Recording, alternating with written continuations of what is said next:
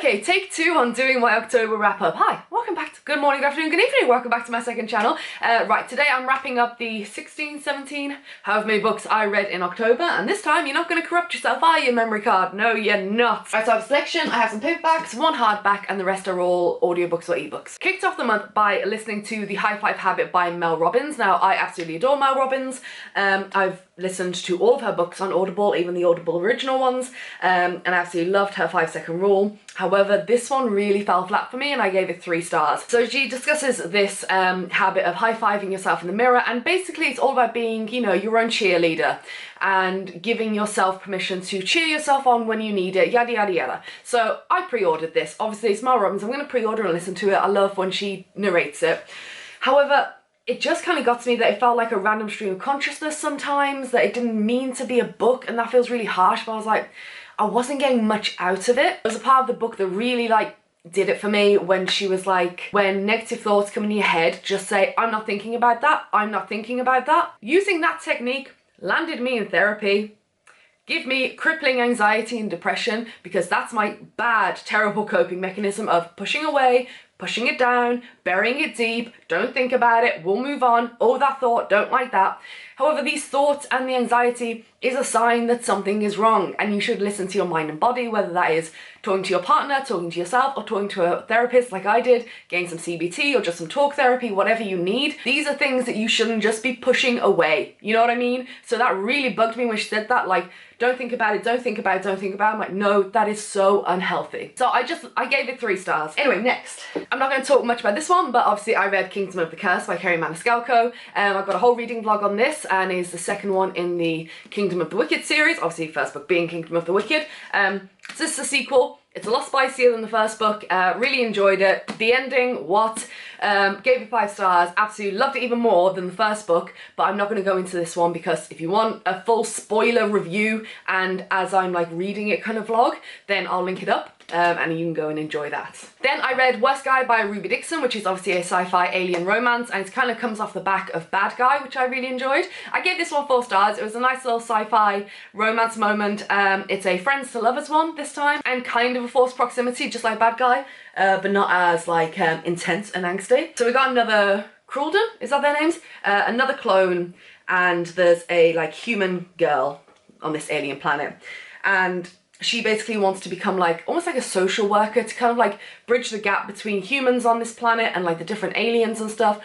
So they were like, look, girly, tiny little human girl, you wanna do that? Fine, we're gonna give you this guy who is like a beast in a cage right now, which we are doing awful things to, who doesn't know how to be part of society. He's like obviously a clone of like the Gladiator, all he thinks of is violence and killing and things like that. If you can integrate him into society, then you know, we'll give you a job. So she's like, game on. So she hates the way that he's treated, and she just goes and tries. They become friends, and obviously then they fall in love, and she tries to integrate him into society, like what's right to do, what's wrong to do. Anyway, it was really good. I love Ruby Dixon, and yeah, 4 stars for this one. Then I read The Risk by S.T. Abbey, and this is like part of her Mindfuck series, and they're all like tiny little books, like 100 pages each. I think they're all on Kindle Unlimited. So I read the first one, it's about 109 pages or something, and it's basically about a female serial killer who is out for revenge. We don't know the full story yet of her revenge and past and stuff, but basically she starts dating the FBI agent who is working her case. So they're like sleeping together, and she's going around killing people, and he's like, yeah, I'm working on a real tough case, and she's like, yeah, okay, well, I shouldn't be doing this. It was great. Obviously it ends on a cliffhanger. I think there are 4 books in this, I don't know, but they're all really short. So I read the first one, really enjoyed it, I gave it 4 stars, and I will look forward to continuing on that series. Oh, then I read the first 3 books in the Hades Hangman series. The first one is It Ain't Me Babe by Tilly Cole. Let me talk about this one, and then it's going to be harder to talk about the next 2 because, you know, you got to read them as a series, don't read them as standalone. There's too much that goes on for you to understand. So the characters are Styx and May. The prologue is like they meet when they're really young, like between a fence, like she's on the other side of a fence, she's like crying, and he basically has a really bad stutter, so he never talks to her. I think he can talk to like 2 people, and then he uses sign language to talk to everyone else. This is an MC romance, and it's super dark. So they meet at first through the fence, and he's like trying to speak, but he can't speak to people. He gets like, his throat closes up, and he eventually like is able to speak to her, and like he always remembers her. Anyway, they leave, she's behind this fence, he doesn't know what's going on, they're still really young, and he always remembers her. So then flash forward, she's actually part of a cult, and massive trigger warnings here for like child rape, like different types of sexual abuse, torture, assault. It's really rough to read, and I think the second book literally I had to put it down because I was going to be like, ooh, like it's a lot. Then we flash forward, she escapes from the cult and ends up at Styx's compound, the motorcycle club's compound, and like passes out. She's like cut up and everything, like bleeding, and he's like, there is no way this is the same girl I met back then behind that fence. And yeah, it goes from there. It is amazing, but obviously it's very dark and covers some very dark topics. But yeah, absolutely loved it. I gave that one 5 stars, and then I think I gave 5 stars, yeah. And then Heart Recaptured is the second book, so we follow another girl from the cult and another member of the motorcycle club. Not going to go into it, but amazing, 5 stars as well. Pretty sure I give one of these 4.5, can't be asked to find out which one. And then the third one I read is Souls Unfractured, and this one with Flame. As you're reading the books, you're like, you can't wait to get to Flame's book, honestly. That's the only reason I pushed through, because some parts of the second book, I was like, you know, I just really want to get to Flame's story, like who is this man, what is going on in his head. And I literally just broke down. I cried so hard. But there are so many trigger and content warnings for all these books, and they are graphically described in flashbacks and things like that of when they were children and they were abused and raped. Oh, there's a lot going into these books, but I absolutely love them. They are amazing, and I will be looking forward to carrying on the series. This one, Finding Her Luck by AlysOtherLife. Oh, I do not know how to pronounce that. I gave it 2 stars. I think it was meant to be like an orc kind of romance, but I don't really remember what it's about. I just remember really not enjoying it. It's short novella length, which is why I picked it up. I was up for a little bit of a monster romance thing, and he made her drink something that was really disgusting from something, and I don't know. We're gonna move on, but I gave it 2 stars. I just remember really not enjoying it. Anyway, then we have I'll Be Your Beast by Darcy Rose. Again, this is another short novella. It's a dark shifter romance. There's not much going on in terms of plot. But it's a short, spicy, sexy little novella length shifter romance.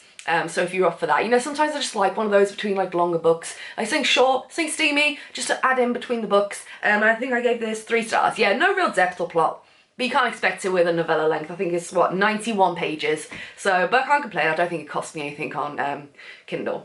Then I read Hunted by the Bradford Beast. Oh my god. This was so good. I gave this 5 stars. It's part of a series, but I read it as a standalone, and you can. There wasn't much in there that confused me. I'm sure, though, if you read them in order, you'll get, you know, more appreciation for things. The guy, the hero, he's known as the Beast. I'm pretty sure he just got out of prison, and he's like out for revenge for something that happened to him in his life. The thing about this book is, it adds a bit of a stalker element, because he's coming after our heroine, but she knows that he's like after her, and she kind of likes that he's like stalking her a little bit and watching over her, and he's being very protective, and it kind of goes from wanting to get revenge to, okay, maybe I just want you as a woman now. And it's so good, and because they flash back to their time in Russia and how they are both connected to each other from their past that you learn through, it's so well done with flashbacks. Sometimes flashbacks can be so annoying, but it's so well done on how these two were actually connected from the beginning, from when they were young in Russia. And now you flash forward to this, and there's another stalker kind of guy who's like out to get her. So she thinks the weird things that this other stalker guy's doing is like, oh, that's just him. And he's like, nah, babe, it ain't me that's doing that. Trust me, it's another guy which I'm trying to find, because you're mine, and I ain't gonna let him hurt you. And I don't know, I just bloody love this book. It was so good. I just loved it. So if that kind of tickles your pickle, why is there a hair on my phone every time?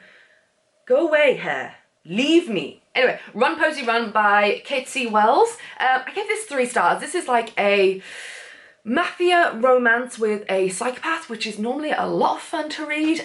He's not like one of the violent made men or capo kind of people. He's actually in charge of making money, because his brain is like super wired to make money off the stock market, and he can make it really quickly and he can lose it really quickly. Like, that's all he does all day. And this is a second chance romance. But anyway, one day, as they're dating and stuff like that, this is the start of the book, so I'm not really spoiling anything. This is the start of the book. He calls her into his office, and she like notices a shift. Like, they've been dating for ages now, and she's like, what is going on? This doesn't sound good. Like, he's still a dangerous man. He might be the one to make money for the, you know, the mafia kind of thing, but he's still a really dangerous guy. He basically shows her evidence that she has cheated on him, and it's basically a sex tape, and she's like, what the hell is this? And he makes her watch it. And she's like, what the hell? Are you gonna let me explain? Like, this is old. This is a really old video. And he's like, no, get the fuck out. He was like, I would run because you have embarrassed me, because everyone has seen this video. It's been sent to everyone. Run now. And that's why it's called Run, Posey, Run. And then she does. She runs far because she'll have people after her and things like that, and him. And then he realized, like, oh my God, she was telling the truth. This isn't a new tape, yada yada. And he goes and tries to get her back and goes and tries to find her. The problem was, I didn't like the character development of our heroine at all. She basically wanted all the love from any man that could give it to her, and she'd just sleep with people or date people.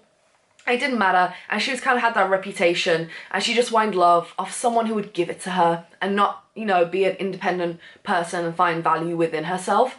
So I understood the setup for this character, but then I felt like we literally got no development of her character. Like, she didn't like become and stand up to, like, you know what I mean? Yeah, so I gave it 3 stars. There were things I enjoyed about the book, but there was a lot that I didn't either. Then I read The Risk by Caitlin Cruz. This is it's for my Mills and Boone vlog. It's a short, like 200 page, something like that, steamy little book about a ballerina from New York, and she's a bit of a prude compared to her friend, who has like openly admitted she'd sold her body for extra cash, and she'll go out, she's quite free, she'll have sex with whoever she wants, you know, she has a great time.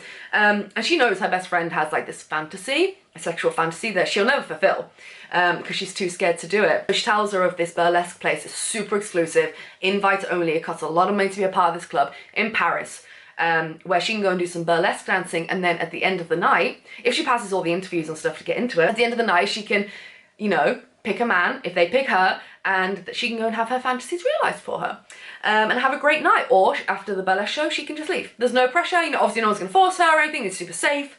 Anyway, she goes, and this guy catches her eye, and they're like instant connection, and her fantasy is basically to be like used like a doll, to be completely dominated, things like that. And it's a really steamy book for like 50%, and then obviously when they part ways, they don't want to part ways. He really wants her. He's like, I want another night. Like, he thinks she's a prostitute. He thinks she's an escort, and she's like, no, no, no. But she gives him his name. She gives him her name during the night. So yeah, obviously it has a happily ever after because it's a romance, and then the second half of the book is like how they come together and make it work for them. So it's contemporary, so it was alright. What did I give it? I think I gave it 3 stars. Yeah, I give it 3 stars, but the first 50%, nice and steamy. Second half, you know, very contemporary, are we gonna make this work kind of thing. So yeah, it was fine. The next book I read was Iron Crown by C.D. Reese, and absolutely loved this. This was great, lots of angst, enemies to lover, but with a twist. So you've got like our heroine who is trying to put a block on our hero's development plans. Like, he's bought a massive plot of land in Bel Air, and he's going to make this monstrous kind of like property. There'll be his legacy because that's the business he's in. He does real estate and he's super rich, but she's like working for the environment side of things, and she's like trying to block him, like, you can't do it that tall, you can't go over this land border, there's a creek down there, you cannot touch it. And he's like, I'm gonna do whatever I want, and she's like, oh, bring it on, game on. So the angst and the back and forth is fantastic. Great sexual tension. Anyway, what makes this a little bit different is she's trying to get pregnant. Her best friend has actually donated sperm so she can have it inseminated in her kind of thing, to try for a baby. So she's on fertility meds and things like that, because she really wants a baby, but she doesn't, you know, have time for a man, but she really wants a kid. So she's trying that, it keeps failing. Anyway, this isn't a spoiler because even the author talks about this part. That's why I picked up the book. Our hero and heroine have sex and the condom breaks, and she's on fertility meds. It takes turns, it takes twists, it's delicious, it's sexy, and it's really different from anything I've read.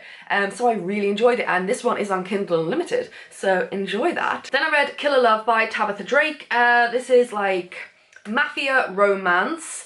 So we've got the Italians and then we've got the Russians, and basically our hero and heroine like meet when they're really young, when the Russian family come over to Italy, and they're like shaking hands like, yes, we are good now, the Italians and the Russians, we're good, right? Okay, until there is a war, and we're good then there shall be blood if there is war, and vodka. Might not even be Russian, this book. I think it is. Anyway, so the kids of each family like are playing, but the girls from the Italian one aren't allowed to talk to any men outside of their own bloodline. Like, they're really like strict, almost cult kind of thing going on. with this like rough family. Our hero like sees her like hiding under a table because she's like, I can't, she doesn't say it, but she's like, can't talk to you, like leave me alone, don't touch me. He's like, hey, like we're kids, like what's going on? And they always remember each other, and then obviously this girl's already promised to this jerk, this guy. Anyway, so the Russians get invited, or the mobsters get invited to come over to Italy for her wedding, and he's like, oh great, I get to watch her marry someone else. But the night before her wedding, she sneaks out of her room and asks him for something. I'm not going to say what it is, but she asks him for something. And then, I don't want to spoil it, but it is like an unrequited love kind of thing. Like they both really like each other, and then things happen, but there are a lot of time jumps, which normally are done really badly. I've got to say, every time there's like huge time jumps in a book, I don't like it, but it's so necessary here and so well done. So don't let that put you off. I think I give this 4 stars. Did I give this 4 stars? Yes, I did. It was just great. Lovely little mafia moment, and a little bit different, again, from what I normally read in mafia stories. So yeah, did enjoy. Oh, next one. I've got this little anthology of like steamy novellas, and I read Dark Hunger by Christine Feehan, which I didn't realise at the time. This is a novella that is part of the Carpathian series, which I've actually just started, because I got a whole bundle of them on eBay. After I read this, didn't realise though that when these came, that it was part of, it all clicked one day. I was like, oh. Anyway, so it's like part of that series. It's like number 17 or something, like a little novella that slots in. And it was fine. I'm not going to talk too much about this. It was a little novella. I kind of wish I knew it was part of a series, but you can read a standalone because I did.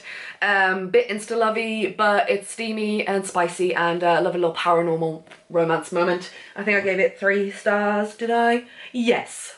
Oh, right. Then I read Forced by Callie McKay, and this is for a video. Second chance romance, right? Our hero, after they've broken up, like they broke up years ago, needs help from his ex's father, and his father's like, I'm not gonna live much longer, I'm gonna die, I'm really ill, so I want you to marry my daughter so I know she's looked after, because you two love each other, you still love each other, and you get on really well.